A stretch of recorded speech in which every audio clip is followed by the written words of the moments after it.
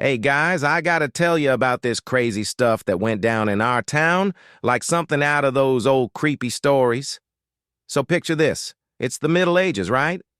We're all just living our lives in this small medieval town, minding our own business, when suddenly things start getting weird. So, there's this sickness, right? I mean, people are dropping like flies left and right. It's like nothing we've ever seen before. Fevers, coughs, the whole shebang. And it's spreading fast, like faster than gossip at the local tavern. But here's the kicker. Along with the sickness comes this hooded figure. I mean, this guy looks straight out of one of those freaky paintings. He's wearing one of those plague doctor masks, the ones with the long beak. Yeah, that thing. And he's just strolling through the streets like he owns the place. Now, at first, we're all like, who the heck is this guy? But then people start getting close to him, trying to ask questions or something, and bam, they drop dead right there on the cobblestones. I'm talking instant, like they touched a hot stove or something. So, naturally, everyone's freaking out. I mean, who wouldn't be? The whole town's practically on lockdown. Nobody wants to go outside, because you don't know if you're gonna bump into Mr. Death with his fancy mask. But here's where it gets really messed up. You ready for this? So one night, I'm walking home from the market, minding my own business when I hear this scream. I mean, it's blood-curdling like straight out of a nightmare. I turn the corner and there she is.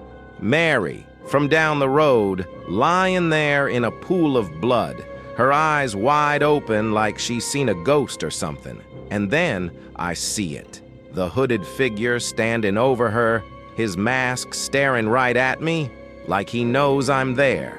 I don't stick around to find out what happens next. I bolt, like my life depends on it, which, let's face it, it probably does. But that image, man, it's burned into my brain like a branding iron. So yeah, that's the story. The play away the hooded figure and poor Mary.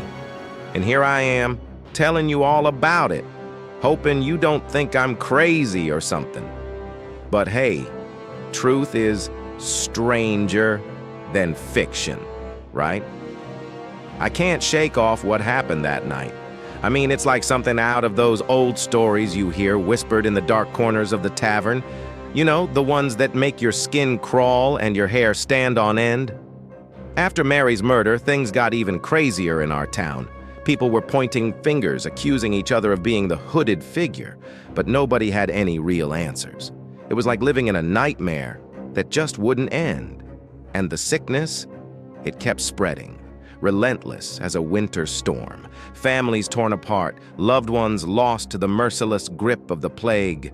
It was like death itself had come to claim our town, one soul at a time. I remember the fear that gripped us all, like a vice around our hearts. Every shadow seemed darker, every sound more ominous.